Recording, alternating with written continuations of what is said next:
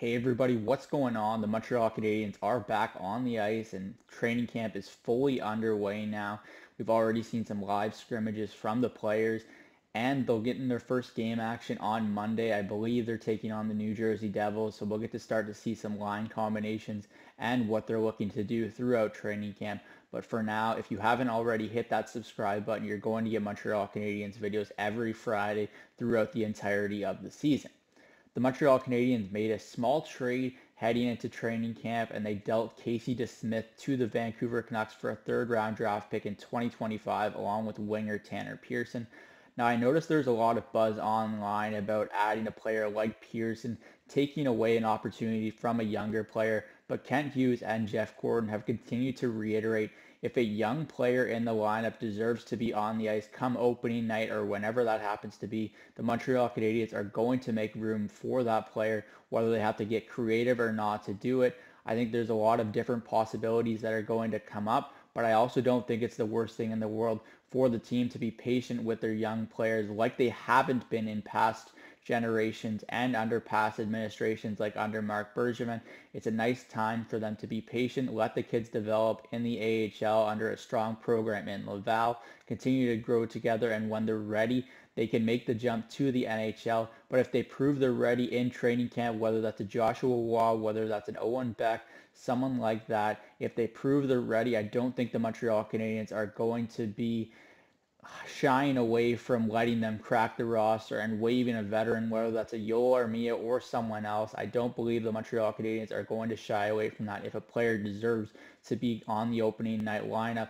I just think that this is the smart way of doing business. They collect another pick in the third round in 2025, and they're slowly building up more and more assets, which is important in a rebuild. I think this is the smart way of doing business. I don't think having these players stew in the minors and just let them continue growing their game, learning to play in the North American style of ice, especially for some of these players that were playing over in Sweden or playing over in the Czech Republic. This is going to be an adjustment period for them, and there's no reason to rush them into the National Hockey League. So I think that a lot of what they're doing right now is adding a veteran, someone that has Stanley Cup experience and has won a cup before, makes a lot of sense here. They needed some more depth up front as well if you're talking about veteran presences, and I think that this is exactly the type of move that they get what they're looking for from a leadership perspective and someone that can kind of lead the way for the new younger generation with this Montreal Canadiens group. Along with that, the team had their first scrimmage yesterday, and I think there were a few standout performances, at least from my experience, from what I saw.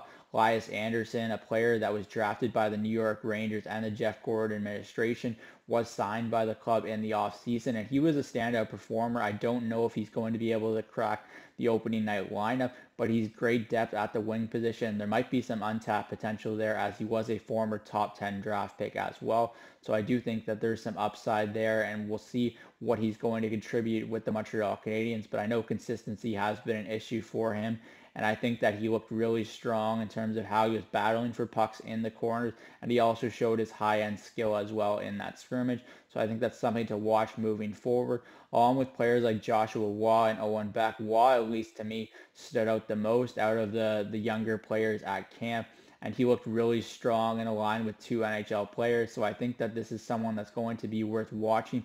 I wouldn't be surprised if he forces management's hand and ultimately does crack the opening night lineup. But worst case, he starts the season in Laval and continues to develop. That's it for me today from Cook's Corner. As always, let me know in the comment section down below what you think of the Montreal Canadiens acquiring Tanner Pearson from the Vancouver Canucks, along with your thoughts on some of the initial line combinations and pairings at the opening of training camp. I'm Zach Cook. We'll see you later.